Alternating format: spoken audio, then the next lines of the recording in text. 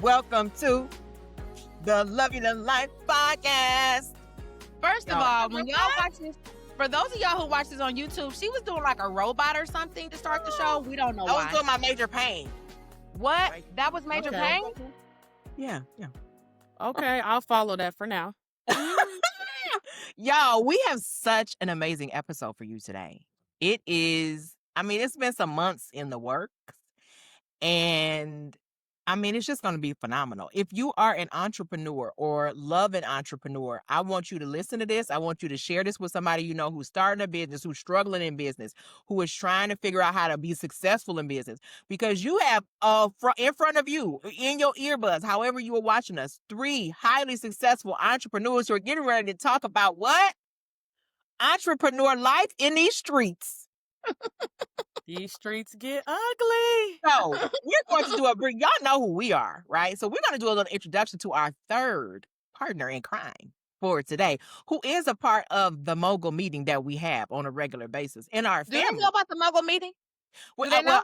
I'm going to give it a little pre-skirt. So in our family, we have something we call the Mogul meeting, which is sometimes weekly, sometimes bi-weekly, sometimes monthly, a conversation where entrepreneurs, us on this call, get together and talk about all the things related to starting, growing, managing, protecting a successful business.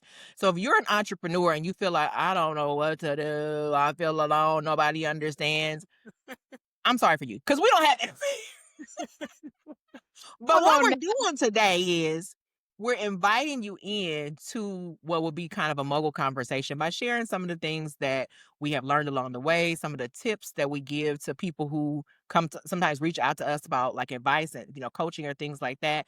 And so we wanted to pull in the other mogul, who is Miss. Can I say your whole name? Can I say your whole name? Yeah, go ahead. What? Linnell Harris, who Say it is again. Contresse Marie Linnell Harris, who is Wow. the owner and operator of Xtreme Clean residential and commercial cleaning company, a highly successful cleaning company that she started, y'all, from the ground up, okay, and grew it to, multiple 6 figures in revenue on a yearly basis, okay? And she did this by herself and is able to employ multiple people, providing an extremely excellent service. And so I just thought, like, we having a mogul conversation. We got to have all the moguls. All the moguls got to be in the house. That was some introduction. I told you. Tell us about, let's kick this off. Tell us about how you started Xtreme Clean, why you decided to start Xtreme Clean, what gave you the gumption, what gave you the motivation. Tell us how that came about. Well, hello, everybody. I am Contresse Harris, owner and operator of Xtreme Clean residential and commercial cleaning, where we go above and beyond your cleanest expectations. Let me see. I started in 2015, and I think I was a little bit crazy. I've always had a knack for cleaning, and I was working. I've been working all my life, pretty much. So I was working at a hospital, and this was back when I was 18 years old, so way before 2015. And I was working in the housekeeping department, and something about it I just absolutely loved. So I said, one day, I could probably do this. Maybe I'll do this. So fast forward, I worked at the hospital for 8 years. Moved on, I started at a doctor's office. So while I was at the doctor's office, I said, I think I want to go back to that, what I put a pin in several years ago. And so I said, do I want to start this cleaning company? So at the time I was about 27, 28 years old, and I just kind of sat on it for a couple years. So fast forward to when I was 29 years old, 2015, I said, I don't really have the money I think I need to start a business. But who even gave me a dollar amount? I don't know. I think I just put that in my head myself. So I literally started with $500, a vacuum, and a whole bunch of faith. Dropping gems already. I hope y'all catch it already. Do y'all have your pens and paper? I don't have a lot for y'all on the start and how and why. Why is because it was my passion. How? That $500 in that vacuum. So for the first year in business, I did not have any clients. I was working Monday through Friday on my job. I took Fridays off to get out in the streets and pass out business cards, flyers. Y'all, I got ink pens, peppermints, anything I could think of to put Not my business peppermint. logo on so I can drop it in people's offices, drop it in people's faces, drop it at the grocery store in your hand while I'm talking to you, whatever I needed to do. Every Friday and in between time, I was out getting my business off the ground. So I So, love it. is y'all catching the gems already? Because Hot what fire. she's saying right there, if you are a person who's saying like, I want to start a business, she just gave you a whole bunch of stuff, right? She just gave you the masterclass right there. She's sitting up here talking about, I don't know, I just was passionate. No, she's an exceptional cleaner. We should probably start there. She'll come in your house and you be like, something smell funny. And she'd be like, and find whatever the little random smell is that y'all know how it get when you have that little random smell and you like you can't figure out where the smell came from. Her nose will take you right to it, right? You have a stain, she can figure it out. So she knew that she was good at that. She took something that she was already good at and she had to build her confidence to do it. But when she finally started, she wasn't waiting on no big money. People also that's a number one question people ask me a lot. It's like, how did you get the money to start your business? All of us up here bootstrapped all of us, okay? All yeah. of us. Baby, I that's had a one. little bit of an IDA account. I think I had maybe like $800 in my IDA account, and that's how I bought my first laptop, right? I think Liz, you worked at a counseling practice on the side while you was doing school counseling, and that's how you got your stuff up. So yes, you might need some money to start some of these types of businesses, but if you have a service-based business, don't let money stop you from starting that business. I Please don't. really wanna pick up on that because, guys, was it maybe a couple months ago everybody was mad at Tabitha Brown because she said something about if you haven't made money, go back and get your job or whatever. If you left your job to start your business, you haven't made money, go get a job. And Right. everybody was mad at her for saying that. But the three of us, we did that. That is Right. how we did it. And I subscribed to her to what she was truly saying completely.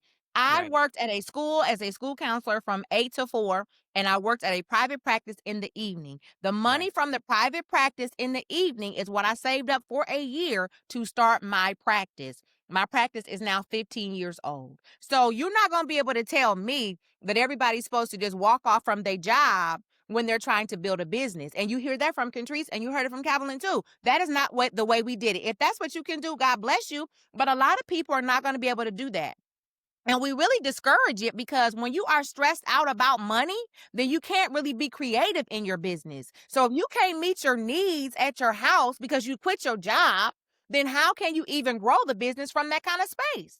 Period. That is that's probably the only I can't say only, but it's one of the few times I totally disagree with Mark Cuban on Shark Tank. He was like, there was somebody that was like pitching him and he said, well, since you're not full-time in your business, I'm out. And I was like, what a completely Wow. elitist and privileged position to take. Because if you are a single man with no children and you can couch surf, great. You don't have to have a job. You can bootstrap it with your little $200 expenses for the year. But if you are a single mother starting a career, you don't have the luxury of saying, oh, I got to go all in on my business. And you absolutely shouldn't let that be something that stops you from going in. Because for a lot of people, they never cross the six-figure mark, right? Right. And for some people, we just heard it might take you a year or more. And how you supposed to live for a year? But how? How? So don't think that you have to go full-time entrepreneurship. And I know a lot of people right now who are making six figures in their business and making six figures at their job and just stacking coin. And that's cool too. So if you take nothing from this conversation other than you can do it a lot of different ways and have it still be an impactful thing, like full-time entrepreneurship is fun and all, but it ain't for everybody. And it ain't even necessary sometimes. And it's not always fun. And Definitely. it's definitely not for the weak. That sound like a segue. That sounds like a segue. What are We some like, of the things that if you was gonna have a conversation with somebody and be like, look, dog, this is not for the weak. What are some of the things that you would say that you've had to like overcome or get through that are evidence of that? Because here's what people think. People think if you go and have a great photo shoot and you got a pretty logo and a pretty website, that it's all fun and games. Mm, no. No. Oh, wow. Why you hit the people with that? No. Because that's what they be thinking. They think it's And all don't fun and assume games over here. right, and don't forget a cute website. I'm just A saying. website that don't get no traffic. Mm. Mm. I'm just Well, saying. Therese, what is something that you would say, like, if somebody was asking you, like, what was something hard that you ever overcome, or something where it's like, oh man, or maybe like I never expected this would be an issue. Like I never expected that this would be the hard part of entrepreneurship. listen, I'm gonna try to answer your question, but the first thing that came to my mind was when I was sitting at my job, I was like, oh, I could have made this much money today, but I'm sitting here Yeah. instead working for somebody else, right? So I didn't quit my job right away. I actually just left my job in November of last year. So I was almost 10 years in, 9 years in before I actually quit my day job to pursue Right. entrepreneurship for full time. However, when I got out here in these entrepreneurship streets, I said, okay, yes, I can make more money for myself if, versus being in the office. However, the cash flow and the consistency is what had me doing this. Mm. Whoa. For Whoa. those of y'all Okay. who haven't seen the video yet, she's doing a little rumbling, a little shaking. It's it had me completely shaken. You know why? Right. Because yes, some days I did make 2 or 3 times as much as I made in the office, and that was great. Those days are amazing, and those days still come. But that's not every single day, and that's Right. what Elizabeth was talking about. It's not always fun. It's not Right. always fun. So I've had different challenges and different things where I had to figure out, okay, what am I going to do to make this cash flow a little bit more seamless? Right. So I think that's my biggest thing. You just have to know that it's going to be okay, but it will get rocky. Yeah, and here's the thing. I think the thing that I didn't know is that it takes that any business that is going to be successful needs cash flow and they need profit. But for most businesses, it's going to take probably 10 to 100 times the marketing effort that you think it will. Right? Because like a lot of people think like if I put the website up, if I put my Facebook post up, if I tell people I'm in business, like if you build it, they will come. But truthfully, that's rarely the case. What typically ends up happening is you have to talk about your business a lot. A So lot. people will get into business and think like, well, it's not working. It's not working. Well, sis, how many times have you posted? How many doors have you knocked on? How many flyers with business cards and mints have you dropped off on somebody's doorstep? Like it takes a lot of that. Even like in the counseling. So I work primarily with like therapists and stuff. And so in the counseling world, yeah, you can get in network with some insurance company and you can get on a couple of different directories or whatever, but you still need to be putting yourself out there. If you're Right. not putting yourself out there, you're gonna have a hard time because people need to see you, know you, like you, trust you, and have a way to pay you for you to actually have a business. And so a lot of people, and this is a lot of people, they think, "Oh, I'm annoying people by talking about my business."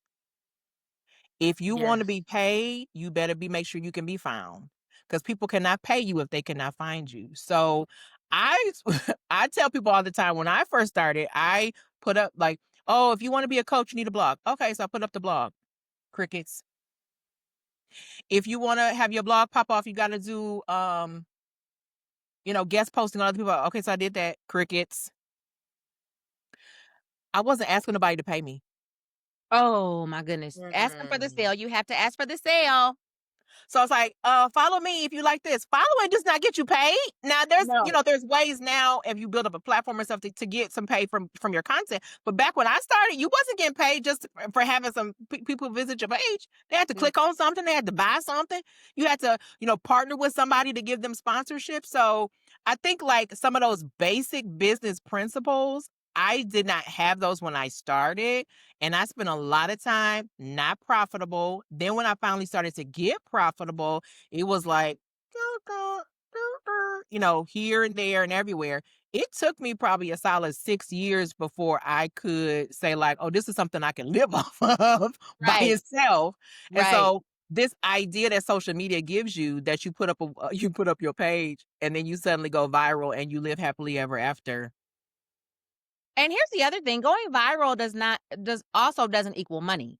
right? Because a No. lot of people can like and share your video, but that does not mean that they are patronizing you. That does not mean that they are going to pay you for anything. It will give you awareness, and you do want that awareness, but that doesn't mean that you are instantly making money. And so in that vein, guys, I think one of the things that surprised me on the journey was just how much you have to think about your business. I work so much Mhm. harder for myself than I ever had to work for anybody else because Ever. your brain doesn't really turn off completely when you own your own business, especially Right. when you employ people. So, I Mhm. employ what, 12 people now or something like that, I think 12, 14 people. And so I got payroll every 2 weeks. People are Period. depending on that check. And Tracy, how many people are on your payroll now? Yes, I have 7. Right. So it's not like, that's not a small thing. And so you're always looking for how to strengthen that cash flow, how to make it consistent, what Yes. new offerings to do, how to make your services even better. And I think that's something that not enough people are talking about is that you don't get like this is not when you're first starting your business, this is not a paid vacation day. Mm-mm. Nobody No. your work is not waiting for you until you get back home. Like, there's No. like you're not off and not having to do anything like you might be able to do sometimes in a job. This is something that you are thinking about all the time. And so Right. I definitely say like work hard, play hard, but now that thing there needs to be more truth around that. I think that we have Right. to have more truthful conversations around what that's looking like that work hard, play hard. And by hard, I just mean, consistency and steady. Yes, and I think as an entrepreneur, the work hard, play hard thing is still a thing. But when you are playing hard, you still might have to pull that laptop out and answer some emails or, make sure payroll is all, set. Maybe you got to turn in hours or maybe you have to add somebody new on or something. If you are an entrepreneur, you are thinking about, or maybe you just have to email your VA to get some things done for you. But either Right. way, you have to do something, even when you're playing. Like, yes, we all work hard and we all play hard, but that playing hard looks a little bit different from the lens of an entrepreneur versus employee. Right. And it took me a while before I had enough help where I could actually be off. Like Right. I can actually now be off and not have to Mhm. do anything. But I'm like I said, I'm year 15. That wasn't Right. happening that year, probably year 10. Where Right. I could be off and not have to pick up that laptop and not have to do anything. I'm there now, but it didn't start that way. And I think that that's the thing that people don't have enough conversations about is you got to ride the wave and Mm. you got to be set for the journey. Like this is like the Oregon Trail.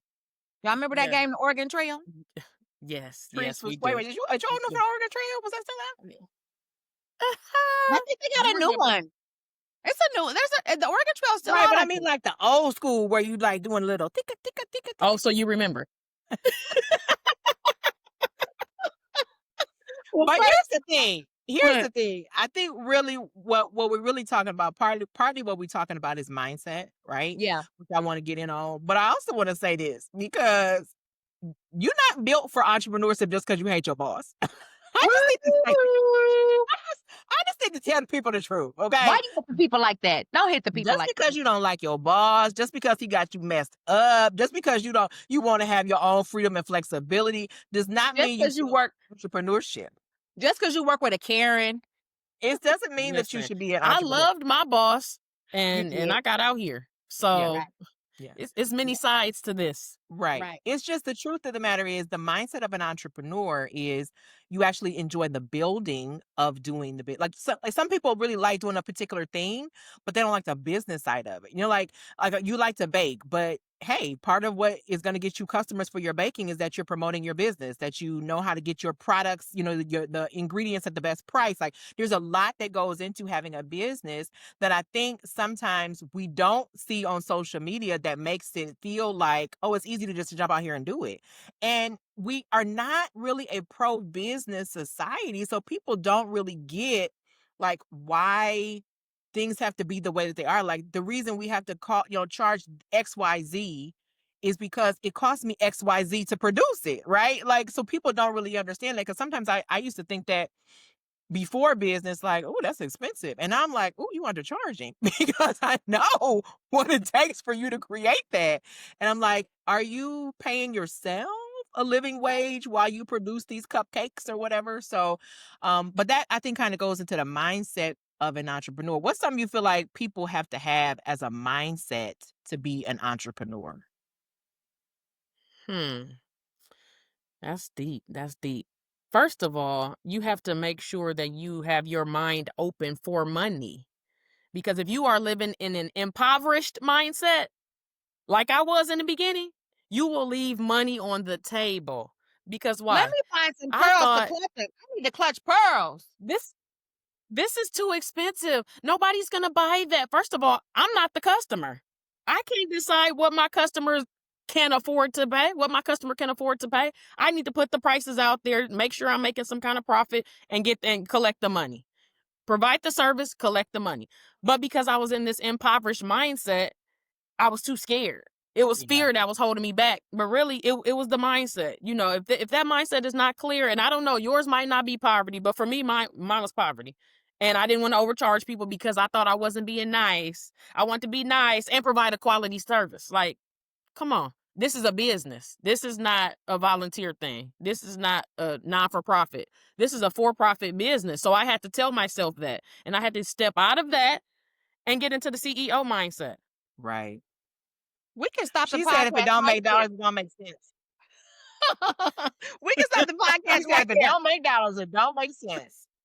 But here's the thing. I think you're telling the truth because on 2 points. Number one, I just put out a post last week that said stop leaving for therapists, stop leaving money on the table. Because so many people are like, oh, well, they pay their copay. I don't want to charge them no more. Oh, no. Why not? If they are texting you 10 times in between your session, you better add on some Boxer coaching. That's how you're gonna be able to text me in between your session. $99 a month. Like so many times we are so focused, and I don't want to give you the impression that you shouldn't be focused on providing a good service, but providing a good service, but also a good life for you, right? Like so there is this thing where you have people who they're so averse to being a scammer. They're so averse to being like, tricky or slicky that they do the opposite. They go the whole polar opposite way and they don't price their stuff for no success, which means they can't stay in business. Most businesses are not going to make it to the 5-year mark nor the 7-year mark. And you sitting up here looking at 10, 15 years across the stage because we had to learn how to provide a good quality service at a fair and profitable price Yes. to people who actually wanted to pay for it. And that does require you saying like, what can this look like? What should it look like? And how can I do this in a way that makes sense? And sometimes I think what I would really go for is the mindset of being willing to pivot. Sometimes that's going to look different from start to finish. Like you might start, like when I started, I had no plan on writing that book back there, on being on stages and speaking to people. That was not something that I even thought about. But I understand 2 things. Number 1, I can impact more people through those methods than I can with my one-to-one work. Number 2, I can get more money for my time Right. when I am on a one-to-many model. So I think there's a lot of people who have amazing, wonderful business ideas, mission driven, passionate, they're talented, they're skilled, but they just aren't open to how it could look differently. And sometimes that pivot involves you working with a professional to kind of like a business coach or something. And I know we in a day and age where that gets a lot of slack because some of the coaches been out here scamming.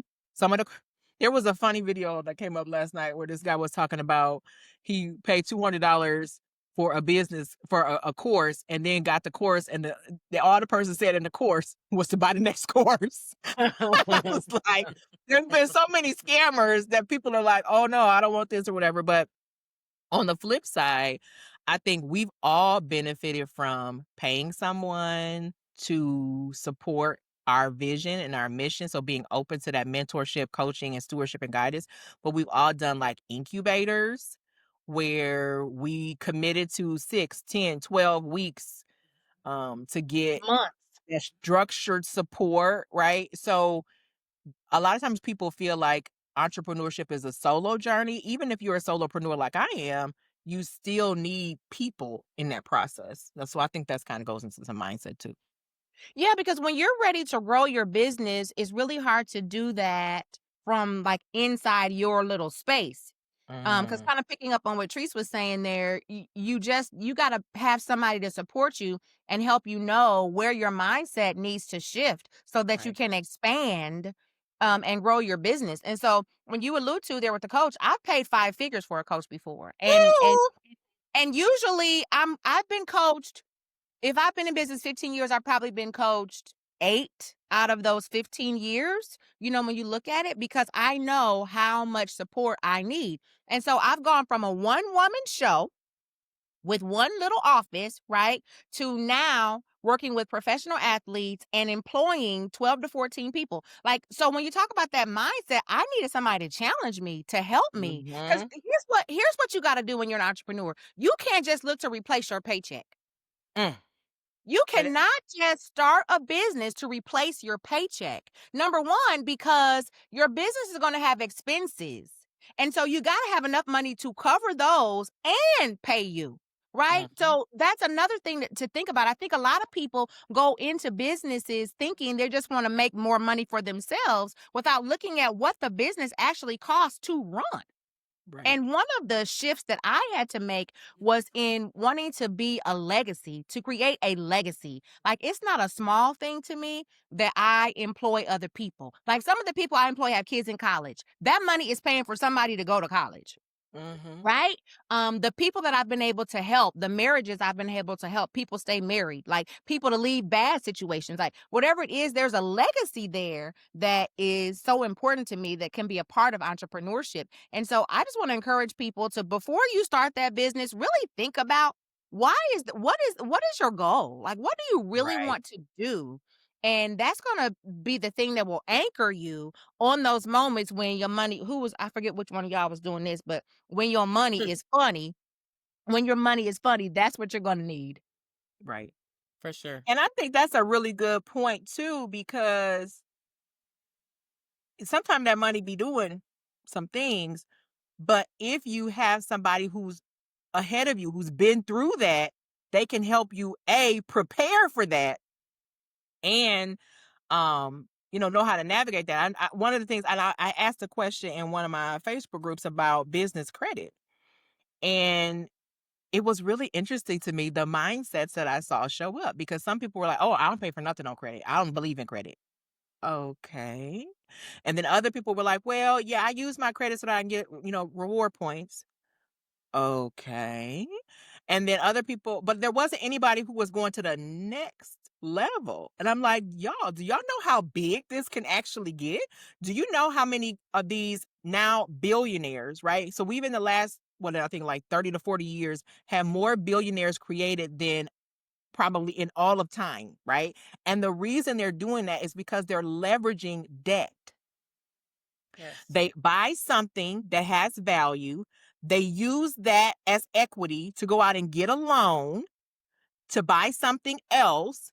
They write off the interest as a business expense and never actually touch their money, which is now sitting somewhere else in stock. So they're just like multiplying money, multiplying it, multiplying it. And so if you won't even take out a business equity line so that you can maybe, put a down payment on a building or whatever the case may be, the opportunity for you to have legacy is probably limited, right? Because there's Yeah. only so much that can be done one to one. There's only so much that can be done one to many. If you want to really get in these entrepreneur streets and talk about legacy, you have to disconnect your time from your money. And that might require some access to debt. That's And what I I think. have used that in my business and will continue to do so as necessary, because you gotta have some capital. You have to have some access and able to keep putting money into the business for it to grow. Right. For And so sure. I that's want not a flaw either. Right. So No, it's people who not a feel like flaw. it's a flaw. But I think that so many of us, we just have this disdain for the idea of debt that we're afraid of it. But the other business owners have always used it. The Right. others, they've always used it. And for the Can record, Dave Ramsey butt is a lie, just for the record. Ooh, Oh, y'all, she ooh, got a problem with Dave Ramsey, and I don't blame her. She got a problem with Dave Because Ramsey. he's out here telling people that debt is the devil when I know he is leveraging debt. I'm not in his finances, but I know that there have been times. I know he is not buying the millions and millions of dollars in his portfolio. I know that has not been done with cash. I know it. It just can't be. I think, the thing that I love about the Love You to Life podcast and our experience is that we get to bring another piece to the conversation. Right. Because for men, I think their journey looks different than many women's Mm. journeys do. For white people, I think their journeys look very different than black and brown people. And it doesn't mean we don't have any commonalities because we are all human. So some experiences are definitely going to be the same. But there are some parts of our journey that look different, and we need to be able to have that conversation. I was gonna ask Tracy, can you tell me, did you ever think, like when you started your business, did you think you were gonna grow a multiple six-figure business? When you started off with $500, did you think it was going that way? No, not at all. Not at all. I was really just trying to make some side cash and, just trying to show my daughters that, look what mommy's doing. Mommy is just, so strong and so this and that. I was trying to get a little bit of extra money for some extra play dates and, Mhm. just kind of go from there. I didn't think I would be quitting my job and doing this full time and having employees. I mean, at one time before COVID, I had 14 employees. So it took a little dip down with COVID, as did most small businesses, but we're on the rise, and I'm Right. excited. I'm proud that I have built this business, and I just can't wait to see what that next level looks like. I have Yeah. to agree. I So absolutely started my business for some side money. Yeah. so Absolutely. when it started, and you can answer this, Kamala. So when it started to go the other direction, as far as like, oh, this could be more than side money, what were you thinking?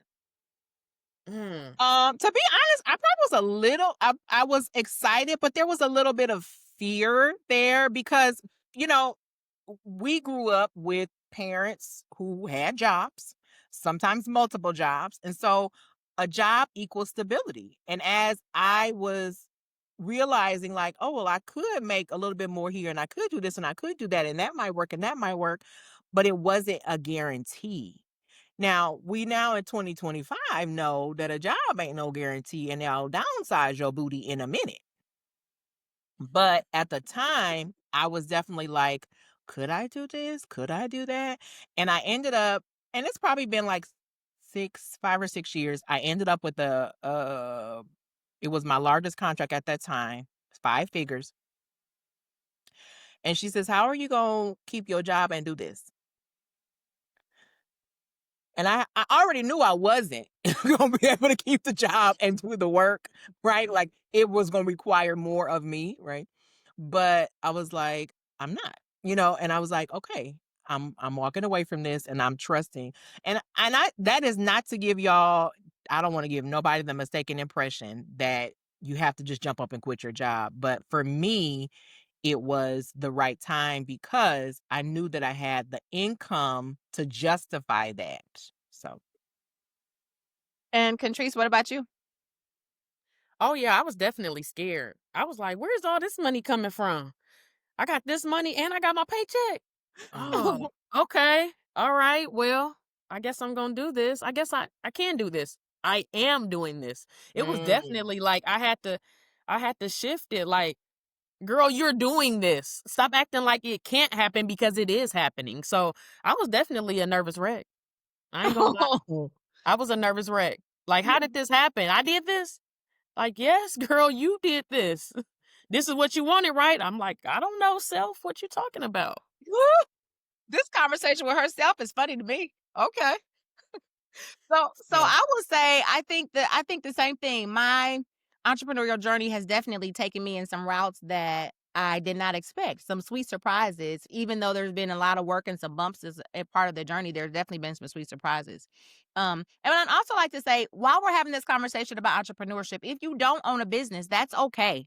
Listen for parts of our story that you can still use in your journey as a person who's employed, because there are some positions that are fantastic, and we need people in the workforce, in traditional spaces, just like we do what we consider our kind of unconventional spaces. And so I think there's right. room for all of us in this. The people that own businesses and the people that work in businesses are just as valuable. So listen to our stories and just pull out nuggets that you can apply for your situation, whether you own a business or not.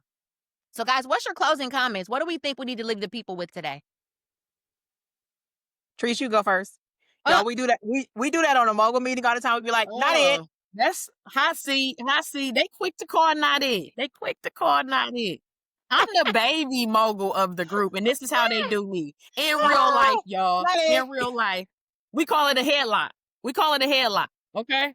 Chokehold. So anyway, I just want to leave you guys with shift your mindset. If your mindset is in a negative space, or it's coming from the impoverished space, or it's coming from whatever your background is, just listen to listen to us, listen to somebody else's podcast, listen to some motivational speaking, some music, something to where it's going to encourage you to get out here and pursue these dreams and goals. Because I'm sure people that are listening to this have notebooks full of stuff that they've written out, dreams, ideas, goals. And if you don't do anything with it, what's the point of this notebook?